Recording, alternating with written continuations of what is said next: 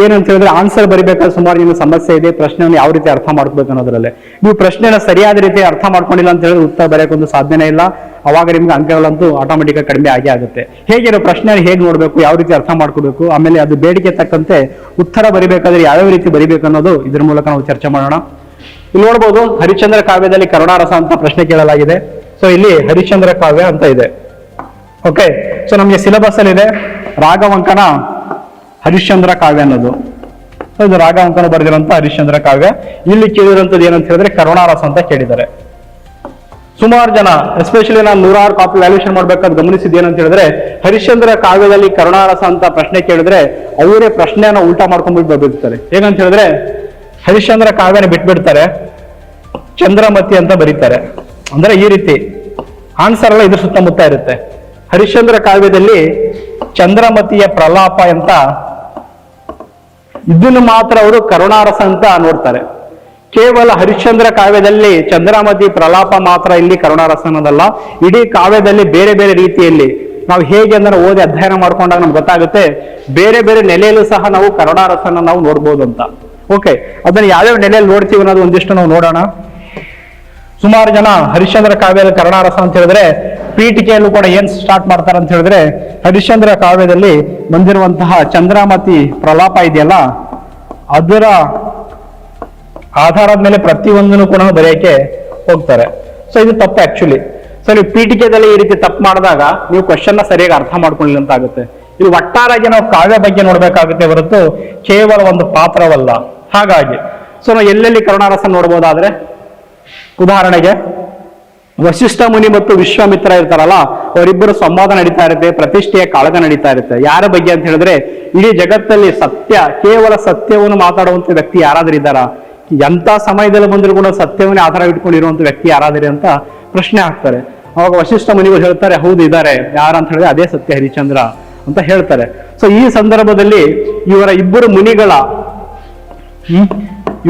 ಮುನಿಗಳು ಏನೇನಿದಾರೋ ವಸಿಷ್ಠ ಮತ್ತು ವಿಶ್ವಾಮಿತ್ರ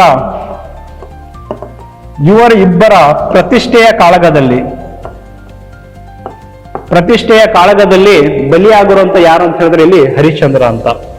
ಸೊ ನಮಗೆ ಕೃತಿಯನ್ನು ಓದಕ್ಕೆ ಸ್ಟಾರ್ಟ್ ಮಾಡಿದಾಗ ನಮಗೆ ಪ್ರಾರಂಭದಲ್ಲೇ ಗೊತ್ತಾಗ್ತಾ ಇದೆ ಹರಿಶ್ಚಂದ್ರ ಇಲ್ಲಿ ಯಾವುದೋ ಕಾರಣಕ್ಕೆ ಸಿಕ್ಕಾಕೊಳ್ತಾ ಇದ್ದಾನೆ, ಯಾವುದೋ ಮಧ್ಯದಲ್ಲಿ ನಲುಗು ಹೋಗ್ತಾ ಇದ್ದಾನೆ. ನಾವ್ ಹೇಗೆ ಹೇಳ್ತೀವಲ್ಲ ಅಪ್ಪ ಅಮ್ಮ ಜಗಳದಲ್ಲಿ ಕೂಸು ಬಡವಾಯ್ತು ಅಂತ ಹೇಳ್ತಾ ಇರ್ತೀವಿ. ಈ ರೀತಿ ಆಡು ಮಾತುಗಳಿದಾವೆ, ಗಾದೆಗಳು ಅಂತ ಕರೀಬಹುದು ಅಥವಾ ನುಡಿಗಳು ಅಂತ ಹೇಳ್ಬೋದು. ಅದೇ ರೀತಿ ವಿಶ್ವಾಮಿತ್ರ ಮತ್ತು ವಸಿಷ್ಠರ ನಡುವೆ ಇರುವಂತ ಹರಿಶ್ಚಂದ್ರ ಇದನ್ನಲ್ಲ ಇಲ್ಲಿ ಅವನು ಕೂಡ ಅದೇ ಸಂಕಟಕ್ಕೆ ಸಿಲುಕೊಳ್ತಾ ಇದ್ದಾನೆ. ಸೊ ನಾವು ಈ ರೀತಿ ನೋಡಿದಾಗ ನಮ್ಗೆ ಅನ್ಸಲ್ವಾ ಹರಿಶ್ಚಂದ್ರ ಮೇಲೆ ನಮ್ಗೆ ಒಂದಿಷ್ಟು ಏನಾದ್ರು ಕರುಣೆ ಬರಲ್ವಾ? ಯಾಕೆ ಅವರಿಬ್ಬರು ಪ್ರತಿಷ್ಠೆದಲ್ಲಿ ಹರಿಶ್ಚಂದ್ರ ಸಿಕ್ಕಾಕೊಂಡ್ಬಿಟ್ಟು ಅವ್ನಿಗೇನು ಗೊತ್ತಿಲ್ಲ, ಅವನೆಲ್ಲೋ ಇದ್ದಾನೆ, ರಾಜ್ಯಭಾರ ಮಾಡ್ಕೊಂಡಿದ್ದಾನೆ. ಅಂತ ಸಂದರ್ಭದಲ್ಲಿ ಇಬ್ಬರು ಅವ್ರ ಮೇಲೆ ಒಂಥರ ಏನಂದ್ರೆ ಬೆಟ್ಟಿಂಗ್ ಅಂತಾರಲ್ಲ, ಸೊ ನಾನು ನಿನ್ನ ಸೋಲಿಸ್ತೀನಿ ಅಂತ ಇಲ್ಲಿ ವಿಶ್ವಾಮಿತ್ರ ರೆಡಿ ಆಗ್ತಾನೆ, ವಸಿಷ್ಠ ಇರ್ತಾನೆ ಇಲ್ಲ ಸಾಧ್ಯನೇ ಇಲ್ಲ ಅಂತ ಹೇಳ್ತಾ ಇರ್ತಾನೆ. ಆ ರೀತಿ ಇಲ್ಲಿ ಮಾಡ್ತಾರೆ. ಸೊ ಅಲ್ಲಿ ಒಂದು ಸಾಲು ಕೂಡ ಬರುತ್ತೆ ಇಲ್ಲಿ ಏನಂತ ಹೇಳಿದ್ರೆ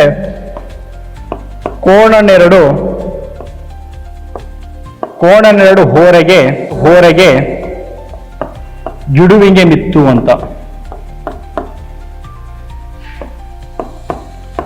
ಸೊ ಆಕ್ಚುಲಿ ಈ ಸಾಲಲ್ಲೇ ಗೊತ್ತಾಗ್ತಾ ಇದೆ ನಮಗೆ ಇಲ್ಲೂ ಸಹ ಹರಿಶ್ಚಂದ್ರ ಕಾವ್ಯದಲ್ಲಿ ಕರುಣೆಯನ್ನು ತುಂಬಿದೆ ಅಂತ. ಇದನ್ನು ನಾವು ಕರುಣಾರಸ ಭಾಗದಲ್ಲಿ ನೋಡಬಹುದು. ಕೋಣೆರಡು ಹೋರಿಗೆ ಗಿಡುವಿಗೆ ಮಿತ್ತಿ, ಎರಡು ಬಲಿಷ್ಠವಾದ ಕೋಣಗಳು ಜಗಳ ಆಡ್ತಾ ಇದಾವೆ ಅಂತ ಹೇಳಿದಾಗ ಅಲ್ಲಿರುವಂತ ಸಣ್ಣ ಪುಟ್ಟ ಗಿಡಗಳು ಯಾವ ರೀತಿ ಬಿದ್ದು ಸಾಯ್ತಾವಲ್ಲ ಅದೇ ರೀತಿ ಹರಿಶ್ಚಂದ್ರ ಜೀವನ ಕೂಡ ಮುಂದೆ ಹೆಂಗೆ ಆಗುತ್ತೆ ಅಂತ ಸೂಚನೆ ಕೊಡ್ತಾ ಇದೆ. ಸೊ ಇದನ್ನು ನಾವು ಓದಿರುವಂತ ಓದುಗರಿಗೆ ನಮಗೆ ಇಲ್ಲಿ ಅನ್ಸಲ್ವಾ, ನಮಗೆ ಕರುಣೆ ಬರಲ್ವಾ? ಮುಂದೆ ಬರುತ್ತಲ್ವಾ? ಸೊ ನಾವು ಯಾಕೆ ಇದನ್ನು ಮೆನ್ಷನ್ ಮಾಡಲ್ಲ? ನೆಕ್ಸ್ಟ್ ಇನ್ನೊಂದು ನೋಡೋದಾದ್ರೆ ಎರಡನೇದಾಗಿ ಇನ್ನೊಂದ್ ಕಡೆ ನೋಡೋದಾದ್ರೆ ಇನ್ನೊಂದು ಸಾಲು ಬರುತ್ತೆ. ಪುರದ ಪುಣ್ಯಂ ಪುರುಷ ರೂಪಿಂದೆ ಹೋಗುತ್ತಿದೆ ಅಂತ. ಸೊ ಈ ಸಾಲ್ ಹಿನ್ನೆಲೆಯಲ್ಲೂ ಸಹ ನಾವು ಕರುಣಾರಸನ ನೋಡ್ಬೋದು ಇಲ್ಲಿ. ಯಾಕಂತ ಹೇಳಿದ್ರೆ ಹರಿಶ್ಚಂದ್ರ ವಿಶ್ವಾಮಿತ್ರ ಮಾಡುವಂತಹ ಎಲ್ಲ ಹಲವಾರು ಕಾರ್ಯಗಳಿಂದ ಅವನು ಇಡೀ ರಾಜ್ಯನ ಕಳ್ಕೊಳ್ತಾನೆ. ರಾಜ್ಯ ಕಳ್ಕೊಂಡ್ಬಿಟ್ಟು ಇಡೀ ರಾಜ್ಯನ ಬಿಟ್ಬಿಟ್ಟು ಹೋಗ್ಬೇಕಾಗುತ್ತೆ. ಸೊ ಅಲ್ಲಿರುವಂತಹ ಅವನ ಜನಗಳಿದಾರಲ್ಲ ಅಂತ ರಾಜ್ಯಾಡಳಿತ ಕೊಟ್ಟಂತಹ ಆ ಜನಗಳಿಗೆ ಹರಿಶ್ಚಂದ್ರ ಇಷ್ಟವಾಗಿರ್ತಾನೆ. ಅದಕ್ಕೋಸ್ಕರ ತನ್ನ ರಾಜ್ಯದಲ್ಲಿರುವಂತಹ ಈ ಪುಣ್ಯದಲ್ಲಿರುವಂತಹ ಪುರುಷ ಅವನು ರಾಜ್ಯನ ಬಿಟ್ಬಿಟ್ಟು ಹೋಗ್ತಾ ಇದ್ದಾನೆ. ಸೊ ಇಲ್ಲಿ ಅಲ್ಲಿರುವಂತ ಜನಗಳಿಗೆ ನಿರ್ಗತಿಗಳಾಗಿ ಮಾಡಿ ಹೋಗ್ತಾ ಇದ್ದಾನೆ. ನಿರ್ಗತಿಗಳಾಗಿ ಮಾಡಿ ಹೋಗ್ತಾ ಇದ್ದಾನೆ ಅಂತ ಹೇಳಿದ್ರೆ ಅವರು ಜನಗಳು ಇಲ್ಲಿ ಆಕ್ರಂದನ ಕಂಡು ಬರುತ್ತೆ ನಮಗೆ. ಸೊ ಈ ಜನಗಳ ಆಕ್ರಂದನ ಸಹ ನಾವು ಯಾಕೆ ಕರುಣಾರಸದ ಭಾವದಲ್ಲಿ ನೋಡಕ್ಕಾಗಲ್ವಾ? ಎರಡನೇ ನೋಡ್ಬೋದಲ್ವಾ? ಒಂದು ಕೋಣನೆರಡು ಹೋರೆಗೆ ಗಿಡುವಿಗೆ ಮಿತ್ತು ಅಂತ ಬರಿಬಹುದು. ಎರಡನೇದಾಗಿ ಪುರದ ಪುಣ್ಯ ಪುರುಷ ರೂಪಿಂದ ಹೋಗುತ್ತಿದೆ ಅನ್ನೋ ಸಂದರ್ಭದಲ್ಲಿ ಅಲ್ಲಿರುವಂತಹ ಊರಿನ ಜನ ಆ ಹರಿಶ್ಚಂದ್ರನ ರಾಜ್ಯದಲ್ಲಿರುವಂತಹ ಎಲ್ಲಾ ಪ್ರಜೆಗಳು ಆಕ್ರಂದನ ವ್ಯಕ್ತಪಡಿಸ್ತಾ ಇರ್ತಾರೆ. ಸೊ ಇದನ್ನು ಸಹ ನಾವು ಕರುಣಾರಸ ಭಾಗದಲ್ಲಿ ಬರಿಬೇಕು. ಆಮೇಲೆ ಮೂರನೇದಾಗಿ ಹೊಲತಿಯರ ಪ್ರಸಂಗದಲ್ಲೂ ಸಹ ನೀವು ಕರುಣಾರಸನ ನೋಡ್ಬೋದು. ಓಕೆ, ಸುಮಾರು ಜನ ಅನ್ಕೊಳ್ಬಹುದು ಇದರಲ್ಲಿ ಹೇಗ್ ನೋಡ್ಬೋದು ಸರ್ ಅಂತ. ಓಕೆ, ಹೊಲತಿಯರ ಪ್ರಸಂಗ ಕೇವಲ ಸುಮಾರು ಜನ ಏನ್ ಮಾಡ್ತಾರೆ ಅಂತ ಹೇಳಿದ್ರೆ ಇದೊಂದು ಜಸ್ಟ್ ವೈಚಾರಿಕವಾದ ಸಂಘರ್ಷ ಇದೆ. ಆಮೇಲೆ ಹೊಲೆತನದ ಬಗ್ಗೆ ರಾಘವಂಕನ ಯಾವ ರೀತಿ ವೈಚಾರಿಕತೆಯಿಂದ ಹೊಲೆತನ ಮುಖಾಂತರ ಹೇಳಿದ್ದಾನೆ, ಅವರಿಬ್ಬರ ಡಿಸ್ಕಷನ್ ತರ ಇದೆ, ಒಂದು ಸಂವಾದ ಇದೆ, ನಾಟಕೀಯತೆ ಅಂತ ಅಷ್ಟೇ ನೋಡ್ತೀವಿ ನಾವು. ಅದ್ರ ಬಿಟ್ಟು ಸಹ ನಾವು ಇಲ್ಲಿ ನೋಡ್ಬೋದು, ಇಲ್ಲಿ ಒಂದು ತಳಸ್ತರದ ಹೆಣ್ಣು ಮಕ್ಕಳಾದಂತಹ ಸ್ತ್ರೀಗಳು ಸೊ ಅವರು ಸರಿಯಾದ ರೀತಿಯಲ್ಲೇ ಪ್ರಶ್ನೆಗಳು ಕೇಳ್ತಾ ಇದ್ದಾರೆ, ನಮ್ಗೆ ದಕ್ಕು ಬೇಕಾಗಿರೋದು ಕೇಳ್ತಾ ಇದ್ದಾರೆ, ಯಾರಿಗೆ? ರಾಜನ್ ಕೇಳ್ತಾ ಇದ್ದಾರೆ.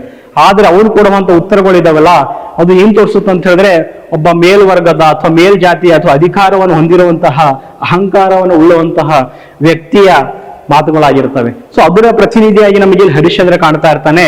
ಆದ್ರೆ ಹೊಲತಿಯರ ಪ್ರಸಂಗದಲ್ಲಿ ಹೊಲತಿಯರು ಮಾತ್ರ ನಾವು ಇಲ್ಲಿಗೆ ನಲುಗು ಹೋಗ್ತಾ ಇರ್ತಾರೆ ಅವರು.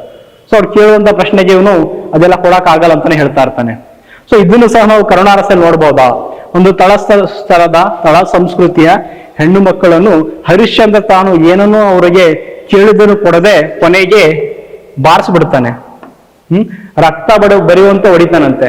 ಸೊ ಈ ರೀತಿ ಹೊಡೆದಾಗ ನಮಗೆ ಓದುಗರಲ್ಲಿ ಸೊ ರಾಘವಂಕ ಏನಕ್ಕೆ ಬರೆದೋ ಗೊತ್ತಿಲ್ಲ, ರಾಘವಂಕ ಬರೆದಿರೋ ವಚನ ಸಾಹಿತ್ಯ ಹಿನ್ನೆಲೆ ಇತ್ತು ಅವನಿಗೆ. ಅವನು ಸಹ ಈ ಜಾತಿ ಅಸಮಾನತೆ ಇದೆಲ್ಲ ಅದನ್ನ ಹೋಗಲಾಡಿಸ್ಬೇಕನ್ನೋಸ್ಕರ ಬರೆದಿರೋದು. ಅವನು ಸಹ ಅಲ್ಲಿ ಹೇಳೋದು ಜಾತಿ ಅನ್ನೋದಾಗಿರ್ಬೋದು ಅಥವಾ ಈ ಅಸಮಾನತೆ ಅನ್ನೋದಾಗಿರ್ಬೋದು ಅದು ಕೇವಲ ಹುಟ್ಟಿಂದ ಬರುವುದಲ್ಲ, ಅದು ಗುಣಗಳಿಂದ ಬರುತ್ತೆ ಅಂತ ಇವನ್ ರಾಘವಂಕನ ಸಹ ಅದರಲ್ಲಿ ಹೇಳಿದ್ದಾನೆ. ಆದರೂ ಸಹ ಈ ಹೊಲತಿಯರ ಪ್ರಸಂಗದಲ್ಲಿ ಸುಮಾರು ಜನ ವಿಮರ್ಶಕರು ಅಥವಾ ಮುಂಚೆ ಬರೆದಂತರು ಏನಂತ ಹೇಳಿದ್ದಾರೆ, ಇದೊಂದು ನಾಟಕೀಯತೆ ಅಂಶ ಅಂತ ಹೇಳಿದ್ದಾರೆ, ಅಷ್ಟಿಗೆ ಸುಮ್ಮನಾಗಿ ಬಿಟ್ಬಿಟ್ಟಿದ್ದಾರೆ. ಬಟ್ ಅದರಲ್ಲೂ ಸಹ ನಾವು ಕರುಣಾರಸ ನೋಡಬಹುದು. ಓದುಗರಾಗಿ ಅಲ್ಲಿ ಬಂದಿರುವಂತಹ ಸ್ತ್ರೀಯರ ಮೇಲೆ ಹರಿಶ್ಚಂದ್ರ ಕೈ ಮಾಡ್ತಾನೆ, ಹೊಡಿತಾನೆ, ರಕ್ತಸೂರವಾಗಿ ಬರೀತಾನೆ. ಸೊ ಈ ರೀತಿ ಬಂದಾಗ ಅಲ್ಲೂ ಸಹ ನಾವು ಕರುಣಾರಸವನ್ನು ನೋಡ್ತೀವಿ ಅನ್ನೋದು ನಮ್ಮ ಉತ್ತರದಲ್ಲಿ ಇರಬೇಕಂತ. ಕೊನೆಯದಾಗಿ ಸೊ ಚಂದ್ರಮತಿ ಪ್ರಲಾಪ ಇದೆಯಲ್ಲ, ಇದು 4ನೇ ಹಂತದಲ್ಲಿ ಬರಲಿ. ಹೌದು, ಚಂದ್ರಮತಿಯ ಪ್ರಲಾಪ ಇಡೀ ಹರಿಶ್ಚಂದ್ರ ಕಾವ್ಯದಲ್ಲಿ ಬಹು ಮುಖ್ಯವಾದಂತ ಅಂಶ. ಇದು ಅತಿ ಹೆಚ್ಚು ಕರುಣಾರಸೆಯನ್ನು ತೋರುವಂತಹ ಪ್ರಸಂಗ ಯಾವ್ದಾದ್ರೂ ಇದೆ ಅಂತ ಹೇಳಿದ್ರೆ ಚಂದ್ರಮತಿ ಪ್ರಲಾಪ. ಹೇಗೆ ಅಲ್ಲಿ ಮಾತೃ ವಾತ್ಸಲ್ಯ ಗೊತ್ತಾಗುತ್ತೆ. ಒಂದು ಮಗು ಸತ್ತೋಗಿದೆ, ಸತ್ತೋದ್ಮೇಲೆ ಅವ್ರು ಕೊಡೋಕಂತೂ ಏನಿಲ್ಲ, ಸುಡಕ್ಕಾಗ್ತಾ ಇಲ್ಲ.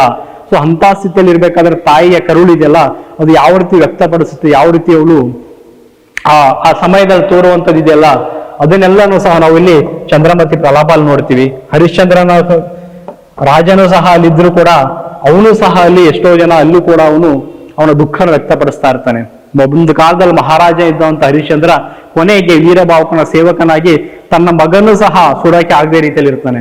ಯಾಕಂತ ಹೇಳಿದ್ರೆ ಸುಂಕ ಕೊಡದೆ ಅದಕ್ಕೆ ನಾನು ಸುಡಲ್ಲ ಅಂತ ಹೇಳ್ತಾ ಇರ್ತಾನೆ. ಅವನ ಕಾಯಕ ನಿಷ್ಠೆ ಅಂತ ತೋರಿಸ್ತಾನೆ. ಆದ್ರೆ ಚಂದ್ರಮತಿ ಅದರಲ್ಲಿ ಈ ಪ್ರಲಾಪದಲ್ಲಿ ಚಂದ್ರಮತಿ ತೋರುವಂತ ದುಃಖ ಇದೆಯಲ್ಲ ಸೊ ಅದು ಕರುಣಾರಸದಲ್ಲಿ ಅತ್ಯಂತವಾಗಿರುವಂತದ್ದು ಅಂತ ನಾವು ಹೇಳ್ಬೋದು. ಇದನ್ನ ಬೇಕಾದ್ರೆ ಇಲ್ಲಿ ಜಾಸ್ತಿ ಫೋಕಸ್ ಮಾಡಿ ಕೊನೆಯಲ್ಲಿ. ಆದ್ರೆ ಇದನ್ನೇ ಕೇವಲ ಆನ್ಸರ್ ಅನ್ಕೊಂಡ್ಬಿಟ್ಟು ಪ್ರತಿ ಕಂಪ್ಲೀಟ್ ಈ ಉತ್ತರಿಗೆ ಇದೇ ಬರೆದ್ರೆ ಸಮರ್ಪಕವಲ್ಲ ಅಂತ ಹೇಳ್ತಾ ಇರೋದು ಇಲ್ಲಿ. ಓಕೆ, ಸೊ ಚಂದ್ರಮತಿ ಪ್ರಲಾಪ ಹೌದು, ಅದು 50% ಮಾಡ್ಕೊಳ್ಳಿ. ಚಂದ್ರಮತಿ ಪ್ರಲಾಪನ ವಿವರಣೆ ಮಾಡ್ಬೇಕಾದ್ರೆ 50% ಮಾಡ್ಕೊಳ್ಳಿ. ಉಳಿದ ಅಂಶಗಳು ಏನೇನಿದಾವೋ ಎಲ್ಲನೂ ಸೇರಿ 50% ಮಾಡ್ಕೊಳ್ಳಿ. ಈ ರೀತಿ ನೀವು 100% ಕಂಪ್ಲೀಟ್ ಆಗಿ ಒಂದು ಕಾವ್ಯದಿಂದ